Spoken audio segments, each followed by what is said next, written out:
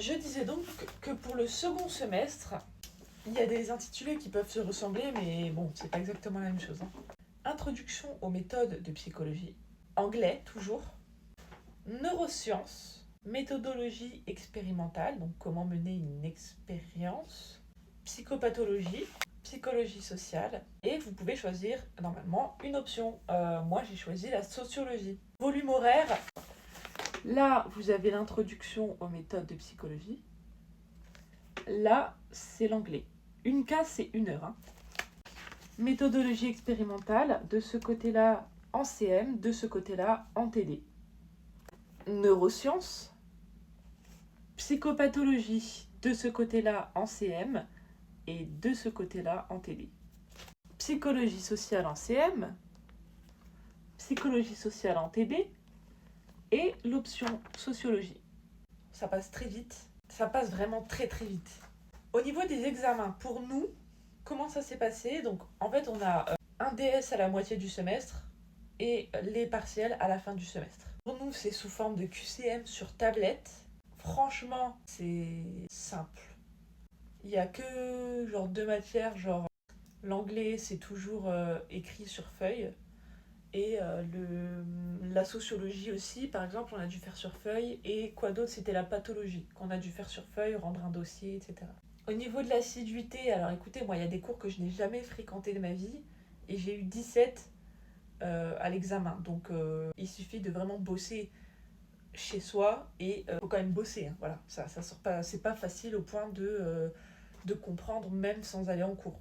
Il y a certains profs de TD qui font pas la paye, il y a même certains profs de TD qui vous disent écoutez, j'ai été étudiant moi aussi, si vous voulez venir, je comprends, si vous voulez pas venir, je comprends aussi. Et il n'y a aucun souci avec ça. Ça va dépendre des profs encore une fois, mais dans mon université, les rattrapages se font à la toute fin de l'année. En fait, vous avez les matières du semestre 1 qui se divisent en plusieurs blocs, en 3 blocs. Et les matières du semestre 2 qui se divisent en 3 blocs. Si vous avez échoué au bloc 1 du semestre 1, vous avez eu 5, mais que vous avez eu 20 de moyenne au bloc 1 du semestre 2, ça compense, vous n'avez pas besoin de passer au rattrapage. Donc les blocs se compensent entre semestres. Donc les rattrapages se font à la toute fin de l'année, il n'y a pas de rattrapage premier semestre et rattrapage deuxième semestre pour ma part. Après par contre, si vous échouez le bloc 1 du semestre 1 et du semestre 2, il faut repasser toutes les matières que vous avez échouées. Voilà, au niveau des périodes, moi j'étais rentrée le 9 septembre. En octobre, on avait eu une semaine de vacances. Ensuite, on avait eu les examens. Puis les partiels très vite en novembre-décembre. Ensuite, on a eu 2 semaines de vacances en décembre. Rentrée scolaire en janvier. Là, il n'y avait pas spécialement d'examen. On a eu des vacances en février, une semaine. Puis, on a commencé à avoir les DS de mi-semestre en mars.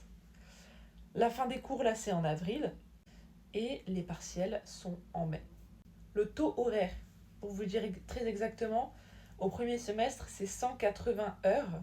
Si vous compressez tout, si vous alliez en cours comme ça, 24 heures sur 24, sans dormir, sans rien, ça ferait que 7,5 jours de cours. Et au semestre 2, c'est 204 heures, ça fait 8,5 jours de cours. Ça équivaut à.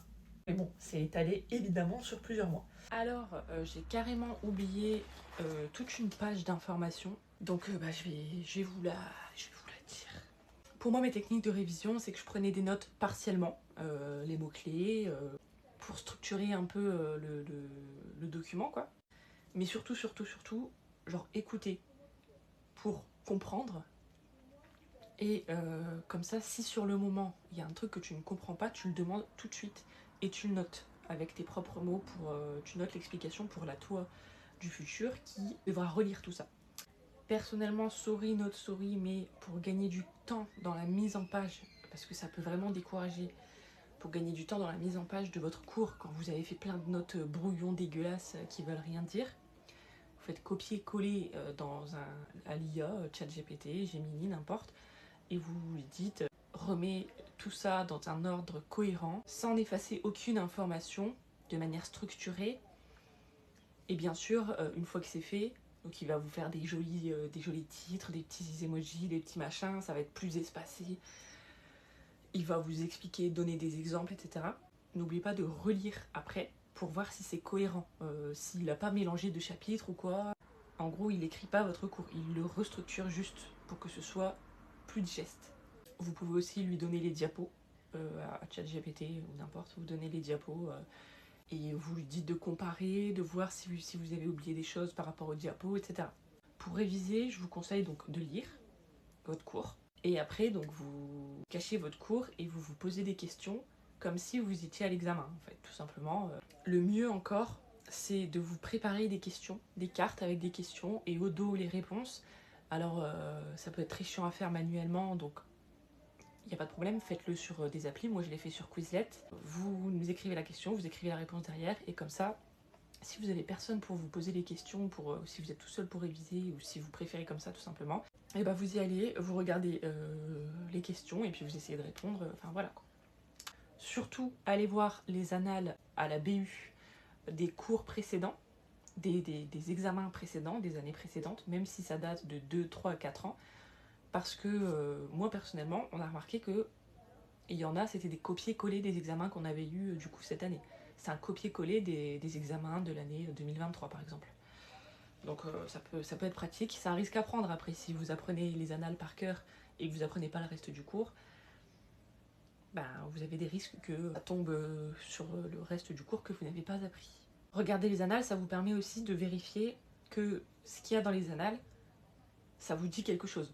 Si ça vous dit rien, c'est que vous avez oublié de noter les choses dans votre cours. Et bien sûr, vous pouvez vous entraîner à répondre aux annales directement. J'ai déjà parlé des stages, je précise juste qu'en L1, on n'a pas le droit de faire de stage, carrément. En tout cas, pour ma fac, on n'a pas le droit de faire de stage. Bisous.